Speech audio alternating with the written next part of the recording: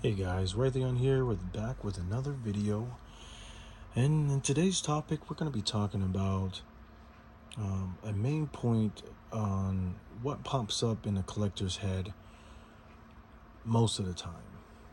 And there's going to be a thought process with this on what I'm going to talk about is when you collect and you're collecting heavy, like a lot of games and a lot of consoles and different things for your collection, there's always going to be a thought in your mind on starting over or selling everything.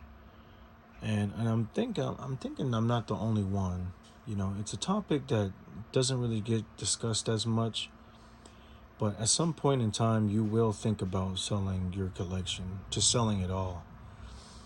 And like I said, I think I said it in a previous video, but there's the different ways that where you could sell off some of your collections, but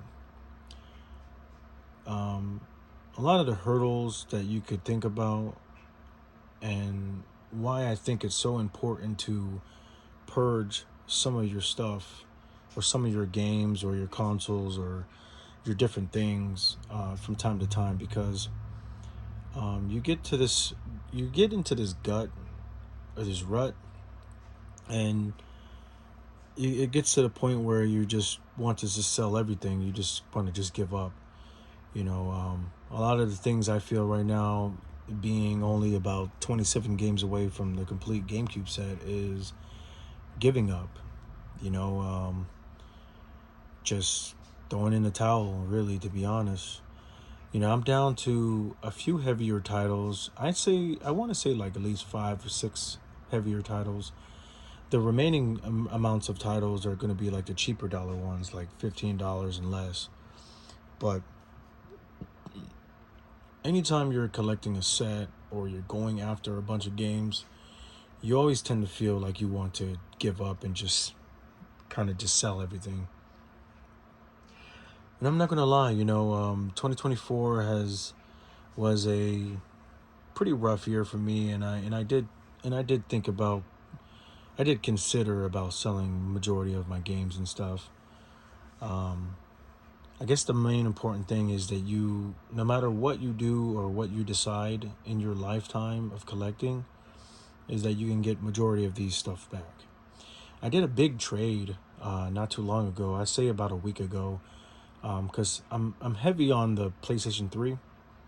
It's one of my favorite consoles ever, besides the GameCube and PS2. But I have very fond memories, very, like, I can think about it like it was yesterday kind of memories for the PlayStation 3. A lot of great people that I met, that I still talk to today, was met on the PlayStation 3. So I have such a really great nostalgic thought process when it comes to the PlayStation 3, or thinking of a PlayStation 3. And I just traded a bunch of Switch games. I think it was a bunch of Switch games, a PSP Go, and a Marvel vs. Capcom 2, which I intend to get back at some point. Whether that same copy or maybe a different copy, I don't know. And as well as, I think the last one was, it came with a case, and I included a bunch of things. But anyway, the point is, I traded a whole bunch of stuff off, and that whole total sum, came up to like probably like $900 plus. And I traded for a complete inbox, backwards compatible PS3, a BO1. This is the one with no Wi-Fi.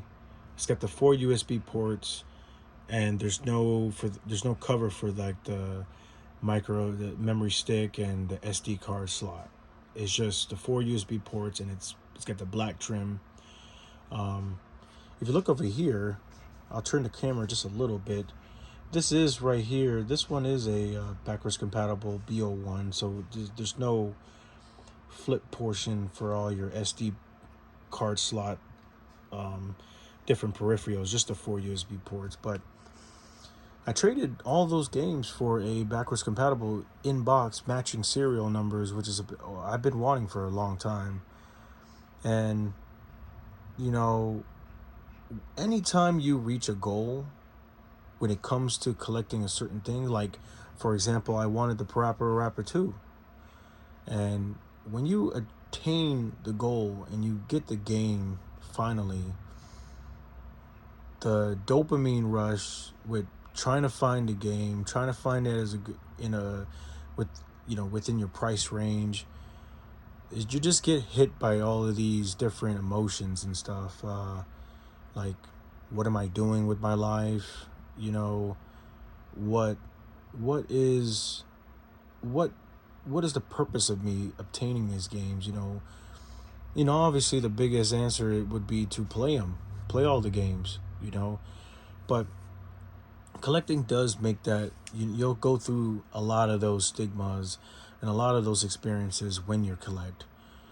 You just have a sense of urgency to sell off a bunch of stuff. And I think that's where I'm at right now.